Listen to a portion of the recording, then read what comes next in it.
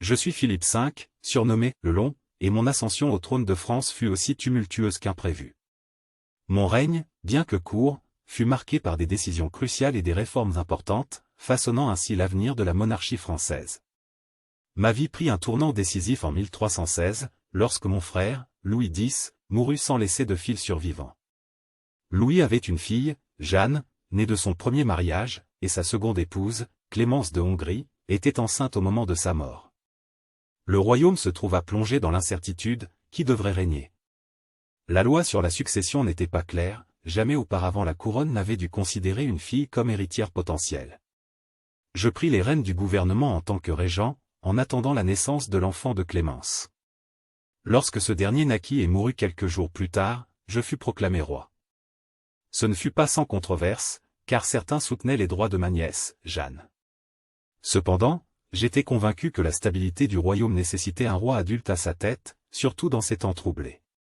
Dès le début de mon règne, je me consacrai à la consolidation de l'autorité royale, poursuivant l'œuvre de centralisation entamée par mon grand-père, Philippe le Bel. J'étais particulièrement conscient des tensions que les prélèvements fiscaux et les pratiques administratives avaient engendrées. Mon administration s'efforça de réformer la fiscalité et de renforcer le système monétaire, mesures impopulaires mais essentielles pour assurer l'indépendance financière de la couronne. Je me penchai également sur le problème de la loi salique.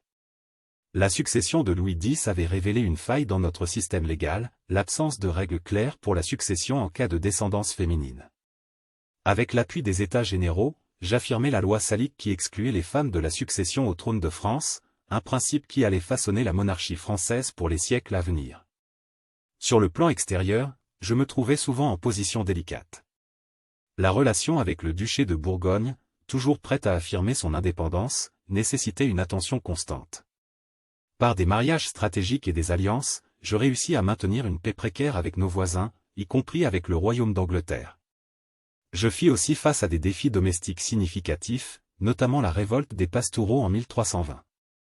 Cette insurrection populaire, motivée par un mécontentement profond face aux lourdes taxes et à la corruption, fut un rappel brutal des limites de mon autorité.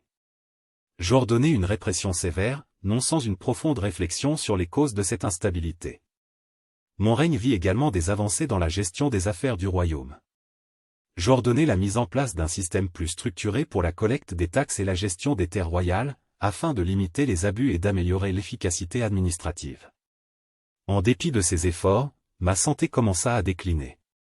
Conscient de la fragilité de ma condition et de la brièveté potentielle de mon règne, je me préoccupais beaucoup de l'avenir de mes filles et de la stabilité de la succession. Mon frère, Charles IV, se tenait prêt à prendre la relève, et je pris soin de préparer le terrain pour une transition en douceur. Je mourus en 1322, après seulement 6 ans de règne. Mon frère me succéda, devenant le dernier des fils de Philippe le Bel à monter sur le trône. En regardant en arrière, je considère mon règne comme une période de transition nécessaire, durant laquelle j'ai posé les bases pour que la monarchie puisse se développer et se renforcer. J'espère avoir laissé à mes successeurs un royaume plus stable et mieux préparé aux défis futurs.